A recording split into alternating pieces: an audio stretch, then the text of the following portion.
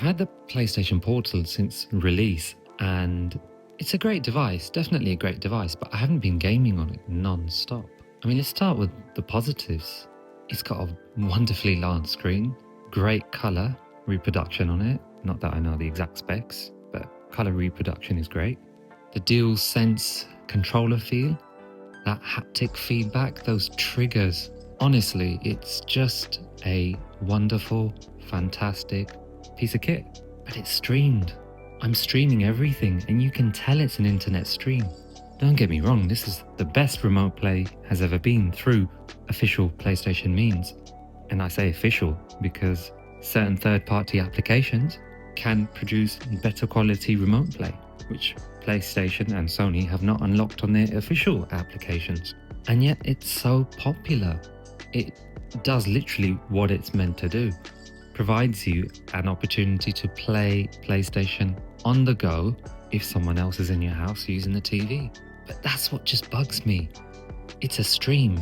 Somebody else is using the TV. I'm streaming. Surely it should be a direct connection, but no. It uses your router. When most people heard about the rumors for this, they expected it to be like the next PS Vita 2. And so did I, and to be honest, that wasn't a bad thing. I think when the PS Vita released, it was just unfortunate because it was expensive, it was against the DS and 3DS, and Sony just couldn't compete. So naturally, when this device was rumoured to be coming out, it was just excitement. And then obviously we found out it was a streaming device. Now for me, streaming would have been perfect. And I believed it would have been a direct link between the PlayStation and the Portal itself to provide a seamless high bitrate experience. And that's where we come to the main disadvantage of this thing. It's the fact that it is an internet stream. You can tell it's an internet stream. You can't play all of the games and have the same experience. Sports games, like FC for example, any competitive shooters, you're going to notice the lag. It's supposed to be a 60Hz device, yet some of the games feel like they fall under that. It's 1080p, which is fine. Compressed image isn't too bad. In fact, still images look absolutely native. They look fantastic. But it's when you start moving, when you start spinning that camera, and then you see, hang on, this is actually a stream. The HDR is quite washed out. Sometimes it's overly bright. There's a solution, obviously, to turn off the HDR, but I can't be bothered, to be honest, because when I go back to my PlayStation, my main TV, I then have to switch it back on. And I don't really want to be fiddling with settings like that. It's been useful for attempting to clear my backlog. Let's be honest, how many of us actually clear the backlog completely? It's never ending and it always builds up. And that's what I think the best thing about that machine is the fact it allows you to clear your backlog. It's been dubbed the dad station.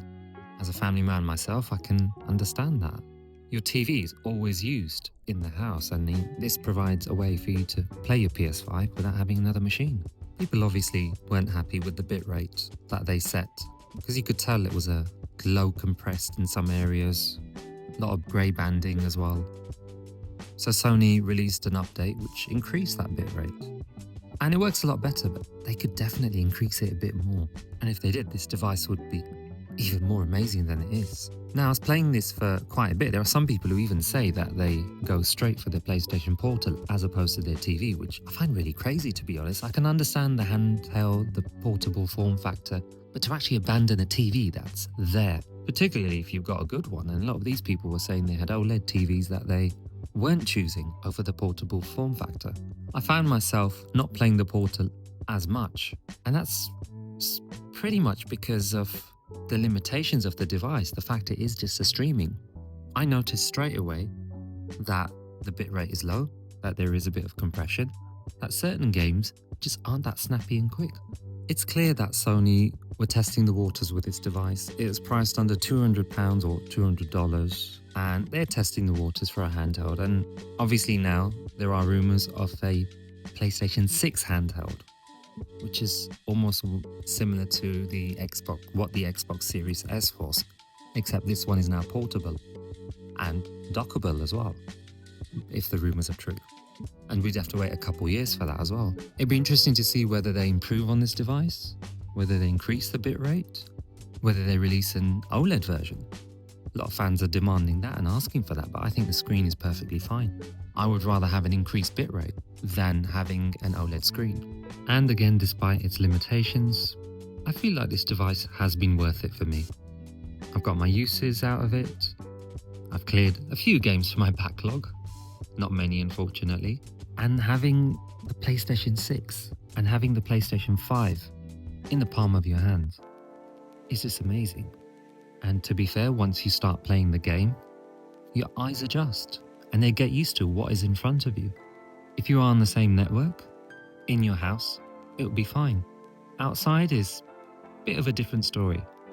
I was on holiday in Qatar not too long ago, and I found the PlayStation Portal connecting well there. I went up to Manchester, and the Portal didn't really connect there. So connecting outside, especially using public Wi-Fi or in a hotel, you can get some mixed results. Let me know your thoughts in the comments below. Please ensure to like the video, it really helps, and I would greatly appreciate a subscribe. And until next time.